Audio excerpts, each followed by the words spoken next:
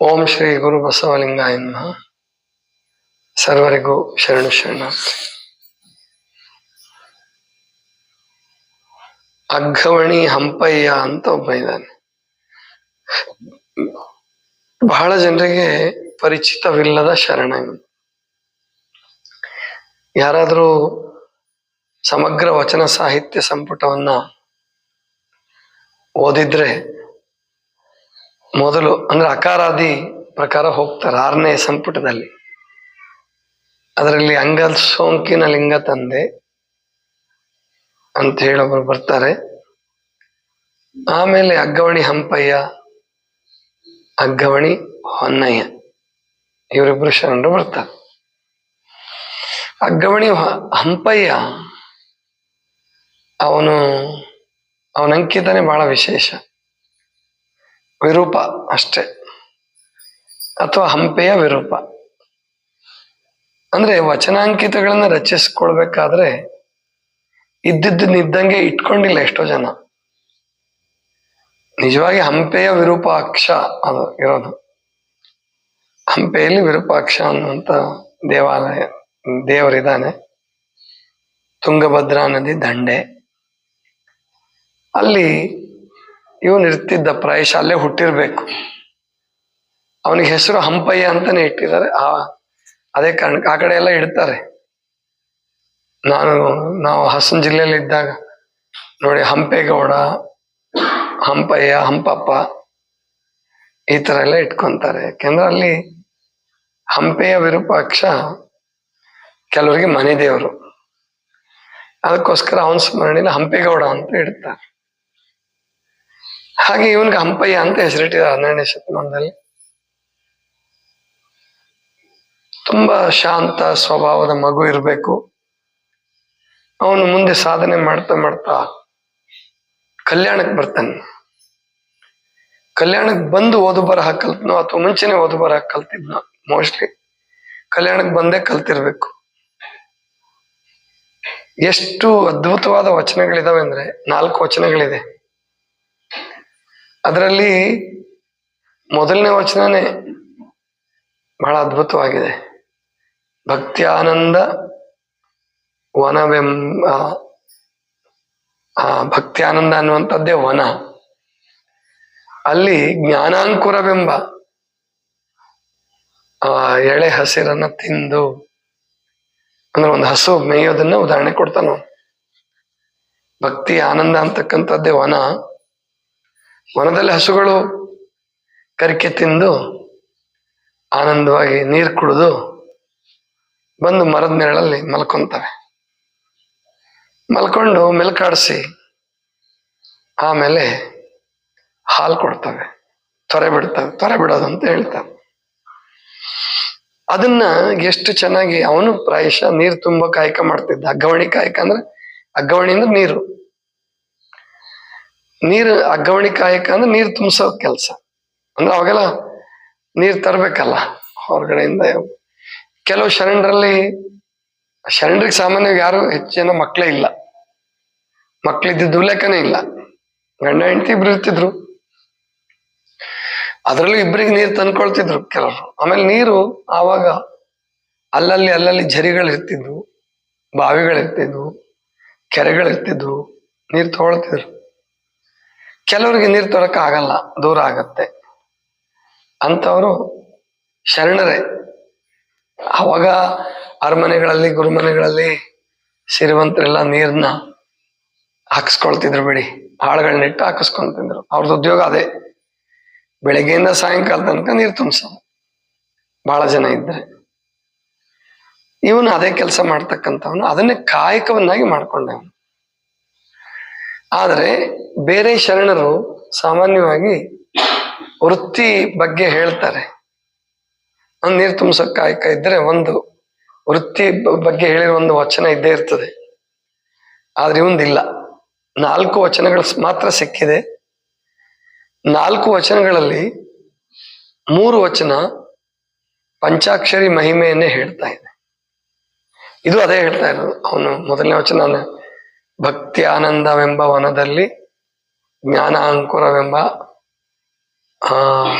ಏನು ಆ ಎಳೆ ಹುಲ್ಲನ್ನ ಮೇಯ್ದು ಆನಂದ ಜಲವನ್ನು ಇಂಟಿ ಅಷ್ಟು ಬರುತ್ತೆ. ಅವನ ಆ ಕಾಯಕಕ್ಕೆ ಹೊಂದಿಕೆ ಆಗೋದು ಅಂದ್ರೆ ಆನಂದ ಜಲವನ್ನು ಇಂಟಿ ಅಂತ ಬರುತ್ತೆ. ಆನಂದ ಜಲವನ್ನು ಕುಡಿದು ಸಮತೆಯ ನೆರಳಿನಲ್ಲಿ ಇರೋದನ್ನ ಕಲ್ಪಿಸ್ಕೋ. ಮನಸ್ಸಿಗೆ ಬುದ್ಧಿ ಹೇಳ್ತಿದ್ದಾನು.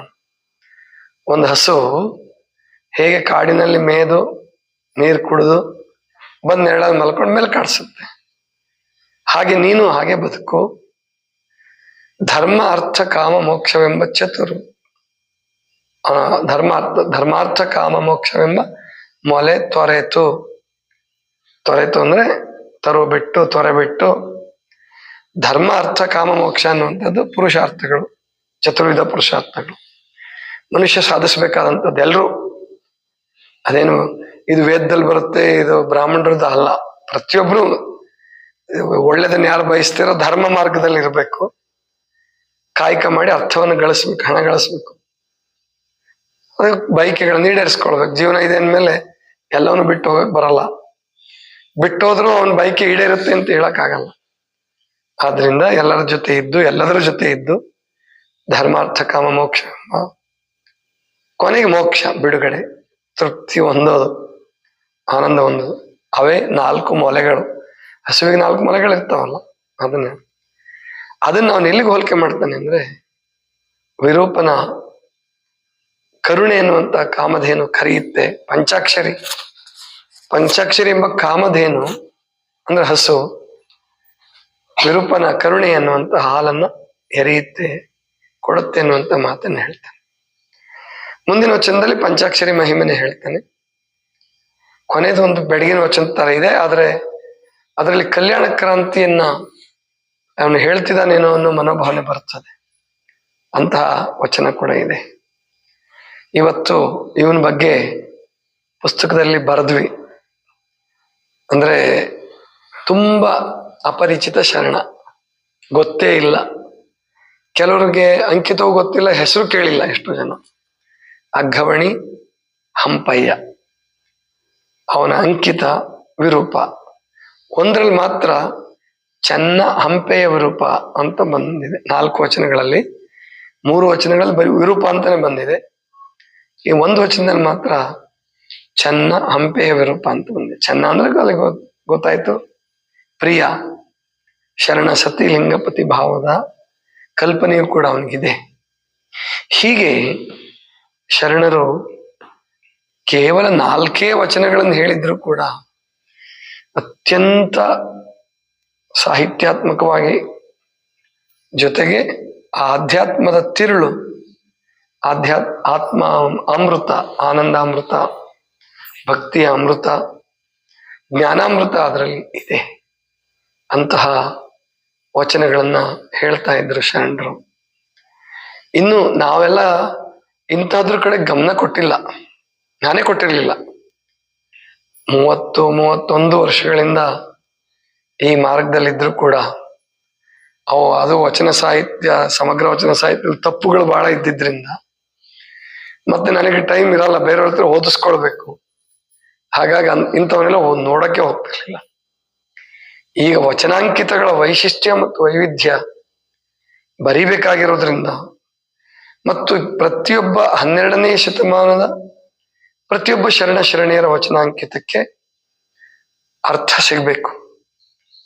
ಅವರ ಕೆಲವು ವಚನಗಳಾದ್ರೂ, ಅವ್ರ ವೈಶಿಷ್ಟ್ಯ ಆದ್ರೂ ಅದ್ರಲ್ಲಿ ಬರ್ಬೇಕು ಅಂತ ಸಂಕಲ್ಪ ಮಾಡಿ ಸುಮಾರು 18 ಅಧ್ಯಾಯಗಳಾಗಬಹುದು ಅಂತಹ ಒಂದು ಬೃಹತ್ ಗ್ರಂಥವನ್ನ ಹೊರತರಬೇಕು ಅನ್ನೋ ಉದ್ದೇಶದಿಂದ ಪ್ರಾರಂಭ ಮಾಡಿದೀವಿ. ಮಾರ್ಚ್ ತಿಂಗಳಲ್ಲಿ ಪ್ರಾಯಶಃ ಪ್ರಾರಂಭ ಆಯ್ತದು.